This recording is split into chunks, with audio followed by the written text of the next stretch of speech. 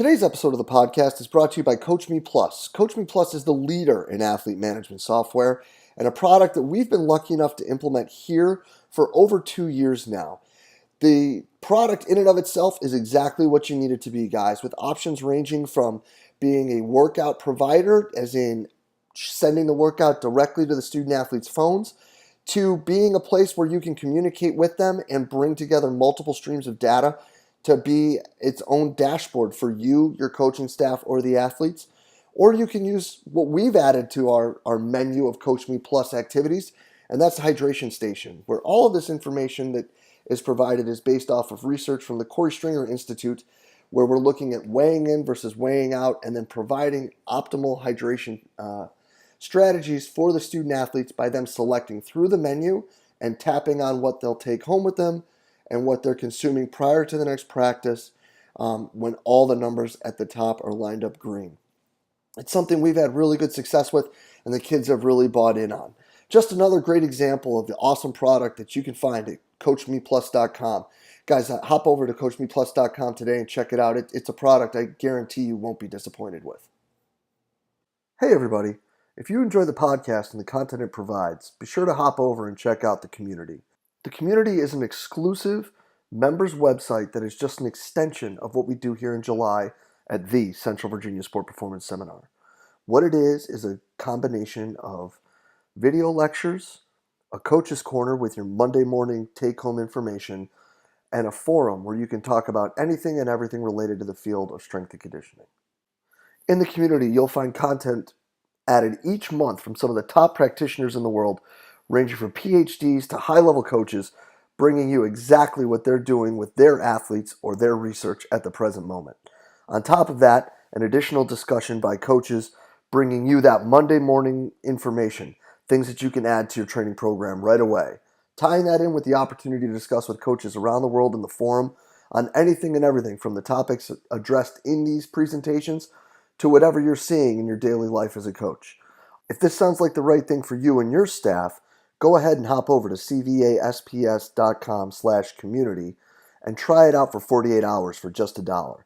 If you like it, you're signed up, ready to roll, and you're jumping into all the great content added each month. If not, feel free to go ahead and cancel at any time. No questions asked. We're really excited about what we're building in the community and hope you are too. Go ahead and hop over to cvasps.com/community and check it out today. Hello and welcome to the podcast. Guys, today we have an absolutely sensational talk with Boston Physical Therapy and Wellness's Dr. Steph Allen. After a brief intro, Dr. Allen is going to get right into the research that she's looking into and some things that she has seen that correlate directly in with something that we've noticed at the university that I work at. A colleague of mine, Beecher Porter, and I have been, looking at for the past 10 years or so, some things that were common among the women who had the unfortunate luck of having an ACL injury. And what we've noticed is that more often than not, they've been at specific portions of their menstrual cycle. Well, Dr. Steph Allen starts bringing research up that really correlates with it. And she starts talking about how we can talk to our athletes about this, what other things can be contributing to this, and how she is looking at it with her clients and her athletes that she's working with up in Boston as well. This is an absolutely fantastic talk. Guys, I hope you enjoyed it as much as I did. Let's get right to it. Doc, thank you so much for taking the time to be with us today. How are you, Jay? Doing well. Yourself? I'm good. I'm not fully caffeinated yet. Just worked out and got a couple things done. So maybe about midway I'll hype up a little bit. Nah, no worries. I'm excited to get into this. So let's give everybody just the Spark Notes version of who Dr. Stephanie Allen is, where she's at, what she's doing, and we'll roll into it. Okay, awesome. I graduated from DPT school from Ithaca in upstate New York and stayed in the region to do an ortho residency. And then I wasn't 100% sure that was the route that I wanted to go yet. And also travel PT was very lucrative. So I actually did travel PT for a couple of years. I was in California, Colorado, New Mexico, and New York. And then it got to the point where I really, ortho strength training and the integration of that into PT and kind of a little bit more of the forward thinking, I guess, team of kids in the region was where I wanted to go. So being in one place was a lot easier to do that. And Boston has a crap ton of really good strength and conditioning professionals and PTs. I actually went to school with Zach, who I work with, and is now my boyfriend. I swear it's not why I came here. But we knew each other and we were friends for a long time. And so when I was looking for a permanent spot, and Boston was a potential area, I came to look at the clinic, and it just kind of was unreal. And I just kept emailing Dave, our boss, for every month or two for the last probably 6 months that I was doing PT. And originally he wasn't hiring, and then the timing was right. So that's what I ended up doing here. And we're slowly but surely kind of building up a reputation in the area for being a great sports rehab place, and now a little bit more the integration of some pain science education and all that. And we're really just trying to kick some ass. Yeah, dude. Well, and you guys are, especially for, Ithaca people. I mean, talking to her, you've got a red dragon on the other line here, so it's oh no. Yeah. I had no idea. Yeah. But yes, other than probably Ohio State, Michigan, I think anybody can get past those rivalries at some point. Yeah. Especially since we've won like the last 6 Cortica jugs. But anyway, we'll move on. I have to agree with you on that one. We've been kind of sucking. But it was after I graduated, so. Fair enough. But listen, you've got one area that you're really diving a lot into. And Zach and I touched upon it a little bit in our discussion. And that's talking about the knee and the ACL. And so let's start diving into what you're looking at there and what you're seeing and what we could, look for more as coaches. Yeah, so ACL is definitely, for lack of better words, a rabbit hole I've gone down. It started as a rabbit hole, but now it just kind of is one of my passions. And I think that the biggest thing that I guess pisses me off is that, not only are the incidence rates, the actual injury rates not going down, but re-injury rates, and particularly on the other side, are getting worse. So what are we doing? We can't blame everything on the surgery. And now kind of the two areas that seem to be super well supported by research are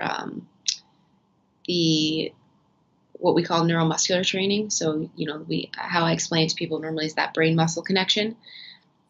As soon as you have an injury, that connection and coordination in that area gets kind of messed up in the brain. And so your control of that side kind of sucks. And then when you talk about injury mechanism with ACL, all the non-contact ones are all kind of, quote unquote, controlling your shit on one leg. The deceleration with change of direction, pivoting, those types of things. So definitely really good support. It's no real new news that rehab, prehab, and post-op rehab need to really focus on that neuromuscular control stuff. But more recently, and that's why I was excited when Zach told me about what you two were talking about, is the possible link between hormonal changes during the menstrual cycle for females, because the other half I forgot to mention that's fairly well supported by research is that it's 2 to 6 times more likely in females. So there's got to be something else going on there. So then I kind of dove into, before we talked, a couple of articles that I had been meaning to read, but then our conversation sort of lit the fire under my butt. And it's super interesting. So I know that I wanted to also see, maybe before I dive into that, what your experience with athletes, females, has been recently. Yeah. Well, we have seen, me and one of my coworkers, we've actually been talking about that for, it's got to be the better part of a decade. Yeah. Because oddly enough, so first of all, we started out thinking that it's got to be something that's kind of genetically set up. Like, connected because we Yeah. had twins who, oddly enough, eat one. I mean, just these poor women. I don't know if they ever were really back to being ready to play, but Right. between them they had like 5 surgeries. All of the injuries occurred in the same 2 months of the year. Hmm. Right, which just like something like to that tells me like there's something going on. And there wasn't a difference in sport. They were doing the same sport. No, yeah, Hmm. yeah, weird, right? Both Yeah, I though, feel like there's going to be a shift, I think, in the research, rightfully so, that's going to show us some more things based, not just female, not just landing mechanics like we talk about all the time, because you right. can train the shit out of that. But No, totally. I think that both of them were around midterm time, so they're stress related. mm-hmm. And then we started talking about other things. So we're like, okay, these people are doing them all at the same time. So stress, as we know, impacts that dramatically. Mm-hmm. But is the reason that stress impacts it, like, is it these hormonal shifts or is it just the fatigue? So then we started Right. talking with some of our female athletes about where they were on their cycle when it happened. Mm-hmm. And it just so happened the day that we were talking to Zach, um, we had a lacrosse player who 2 days before in a scrimmage planted pop, see you later, right? Yeah. And she's like, yep, it was 2 days later. And this other girl that did it, it was like her first day. And it's just like Yeah. those sort of coincidences to me seem to be too much to be just a coincidence. Right. And I think that this the very small discouraging part in the little bit of research that I've read so far is that it is fairly inconsistent, because obviously being accurate with, looking at day 1 to day 28 of the cycle, and everybody's hormonal changes are on a spectrum. They're not necessarily all the same. People have different amounts of hormones. So that part was really hard as far as within the studies keeping it consistent. But the one thing that did kind of remain constant was during that kind of we call it the ovulatory phase, but it's when of the hormones, estradiol was at its peak. And what they did then, again, it's, you have to be able to extrapolate it, and there's no perfect study, but outside of the body, exposing an ACL ligament to estradiol in, a petri dish type thing, resulted in less collagen synthesis and less what they call fibroblast proliferation. So it's basically those things are going to correlate to having less tensile strength, which, less resistance to pull, which when you think about non-contact injuries, it's putting the leg in a position, the bottom part of the leg to the top part of the leg shifting forward, you put it in pull, you bring it to its end range. So that's what kind of at least convinced me in the sense of there might be a little more of a risk in that like the almost 10 to 14 day range. But again, the when was a little less inconsistent. It was just whenever that person has more estradiol in their cycle. So again, you can't necessarily measure that with an athlete, but you can figure out around what day they're at. And again, like we talked about, I don't necessarily think you need to change training, but I think you might just need to keep a better eye and focus on, how are they controlling stuff? How much fatigue do they have? Because that's the other half of it. I think it probably is more of, okay, if you take all these hormonal changes and see what they equate to movement-wise, they're tired. They're not moving as well. They're not accepting load as well on one leg. They're not, and they might be something that they can't even, they're not necessarily, what's the word I'm thinking of? They're not conscious of it. It might just be like a subconscious thing. So I guess maybe as coaches, just keeping a better eye out in that department as far as like, how's she looking today? Is she springy? Is she, what kind of mood? That kind of thing. So I guess the cellular level part is hard, even though it is interesting to look at and might make sense and correlate to stuff. Because again, we can't control that. Right. And I think, though, I mean, a lot of that, too, when these teams are close, a lot of those things tend to sync up a bit when it comes to them. So that could eliminates not the word, but I don't know of another verb to use there. The Yeah. problem of, oh, well, Sarah's this today and Jamie's that tomorrow and Jess is this Thursday. Right. You know what I mean? Um, Yep. but I think also this would be like something like a box that would need to be checked. I don't think it would be something where it would be like a red flag, but this would be an ingredient that you would need to add to the coffee to make sure that you know what's going on. Like Yeah. coaches already should know that times of academic stress we need to be careful. Mhm. You know, we should know times where there's high stress levels, period. You know, family, boyfriend, girlfriend, whatever problems, we need to be careful. Why would this not just be a box to check? And if there's multiple boxes that are checked, it's a day. Right. You know? Yeah. It's like to me, it would be almost like when kids come in, and I know that from listening to like Mike Boyle, they have everyone come in, do some breathing first, and then check their heart rate and see what, are they green, yellow, or red?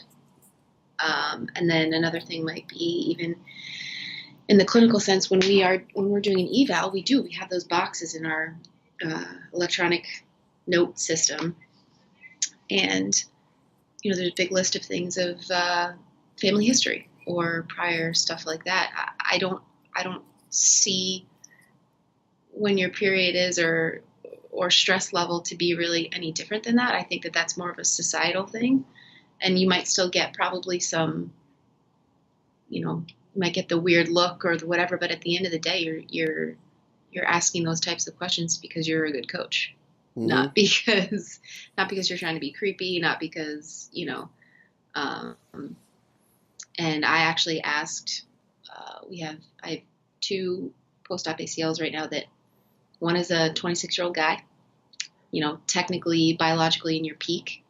One is a 16, I think she's 16, 15 or 16-year-old high school girl, already committed to Holy Cross for field hockey. So they're both studs. He was a hockey player in college, I forget where, but they both had surgery on the same day. And I had started talking to you and Zach about this stuff like literally the week before she came in. So I just straight up asked her, and she had one injury on the same knee that was just kind of like a mild tweak, she called it, before, like a few weeks before tearing her ACL, but both times she was mid-cycle. Yeah, it's like It's just, so now I want to start keeping tabs now. I'm like, okay, let me see if I can come up with my own little bit of long-term data, because it's really interesting. I mean, I know that might not sound interesting to other people, but is my nerd alert went way up. I was like, this could be a thing. Like, I want to see if I can keep long-term data. Like, I said, do you mind if I keep your info and follow up with you in like 6 months, in a year, mm-hmm. those types of things, because re-injury rates are, I think, more of the problem than the original injury. And I would wonder how much that chemical imbalance plays even a greater role in tissue that's in a spot that it wasn't initially in. Right. So thank you for reminding me. What I didn't realize until I was reading these studies was that the hormones actually, one of the ways that they can affect laxity of the ligament itself is there's receptors on the ligament to these hormones. My mind was like, wait, what? You know what I mean? So not only has prior research shown that even if you use an autograft, which is, hamstring, ACL, or patella, or something that's from your own body, which ideally is more optimal than using a cadaver, just because your brain then knows that it's a foreign thing in your body. So it's closer related to, the native ACL. But that being said, even the ones that are still from your body are still not from the same, like it knows that it's not from the same area. Your body, your nervous system and brain, they pick up on that.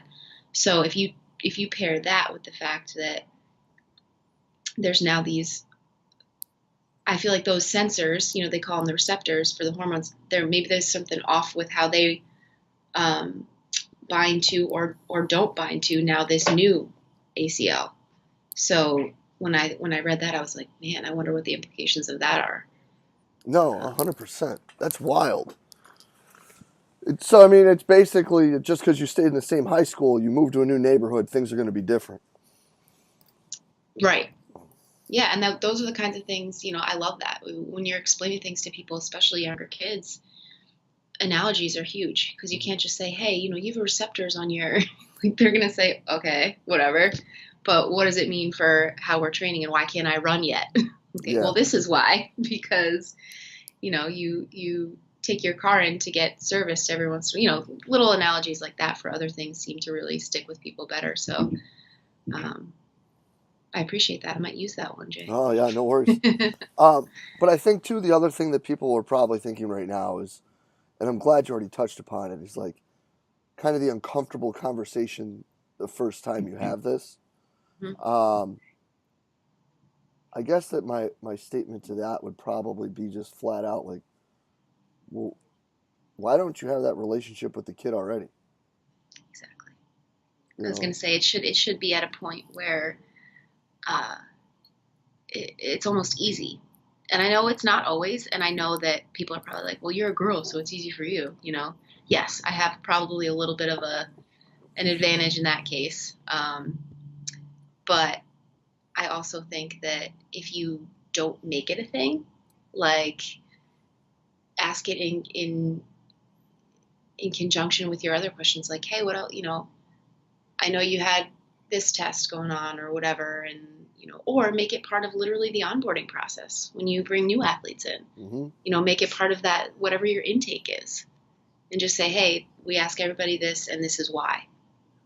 They can choose not to tell you, but to me, if I were an athlete and I asked my patient who I asked, first week she was here, I said, the next day I was thinking that did you think that was weird at all? Because I have a good relationship with her, but I was like just curious for future people.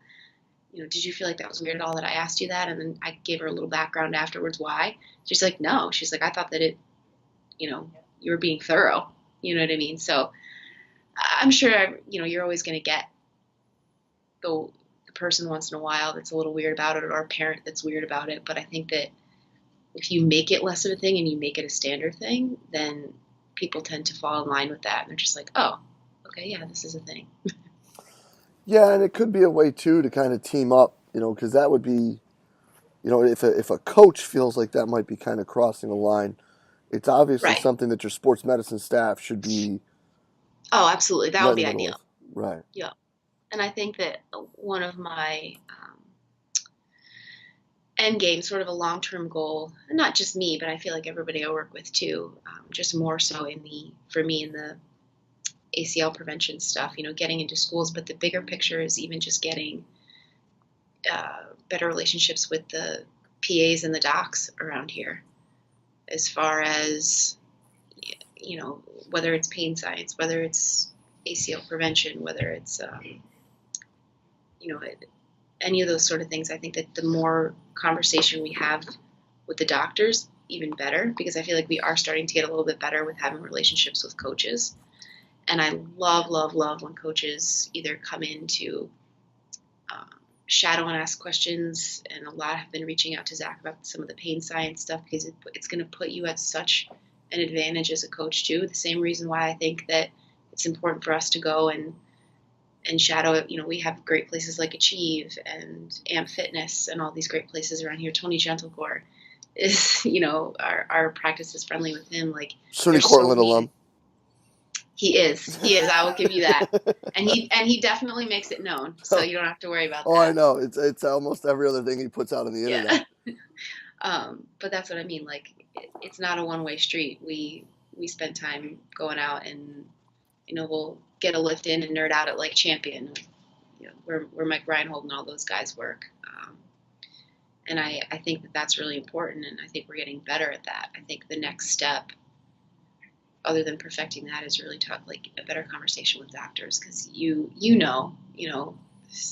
some of the things that people come in saying, or the impressions that they're under post-op or post-injury is just kind of like astounding to be friendly about it. No doubt. So here's the question then that I think that we finish with here. If you're looking at it from the PT nerdy side, and you have coaches that are listening to this right now, and they're saying, this is something that we really should track. Yeah. How would you advise them to set up this tracking, or how to look at it? Yeah. Or how would you split phases or timelines in certain aspects so that they can quantify areas where they need to be more conscious of? So I think that when you have a group of or several girls that are, I guess, technically in that higher risk phase based on research, I would never say have them do separate exercises. It's almost like you would be singling them out type thing. I think as far as keeping track, it would be a hard transition, I think, from doing what you're already doing to maybe just having it be part of the intake. But I think that it's not unrealistic to set a precedent where you say, is it that week? Is it right before? Is it right after? And then knowing that, I guess it would be more of a coordination with your staff as a whole, just making sure that you're keeping an eye on how they're looking, how they're feeling. But I think that that's something that definitely needs to get a little bit more. I know that's not a great answer, a little bit more practiced and fine-tuned, because when you are talking about group training, with a group of athletes or a team, that's really hard.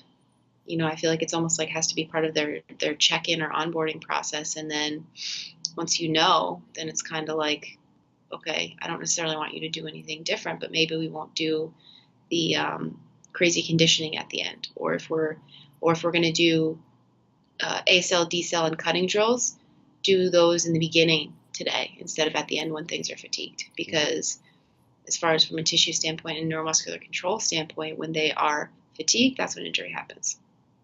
So as far as how you guys, I think, can structure a day, a session, those would probably be the biggest things as a group you could change. Just changing the timing of conditioning, and then some of the higher level balance, cutting, acceleration, deceleration. Awesome. No, I'm 100% with you. I'm 100% with you. I think step one obviously would be for the coaches to mitigate fatigue in the way that they can best, whether it be,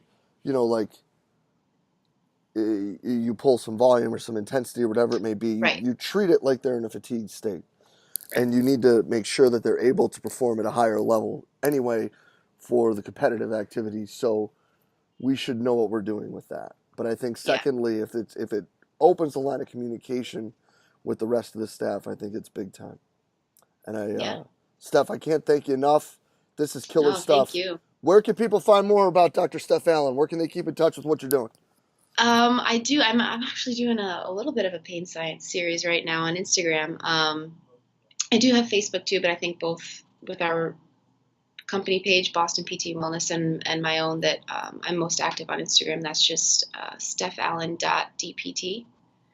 And yeah, that's pretty much it. Awesome. Well, we'll link that up and get this up real quick, Steph. This is killer stuff. Can't thank you enough for spending the time with us today. Thank you so much. I appreciate it. Yeah, well, we'll be in touch real soon. Deal. Thanks. And a huge thank you to Doc Steph Allen for spending the time with us today. Guys, this is something that we need to start talking about with the young women that we have the pleasure of working with.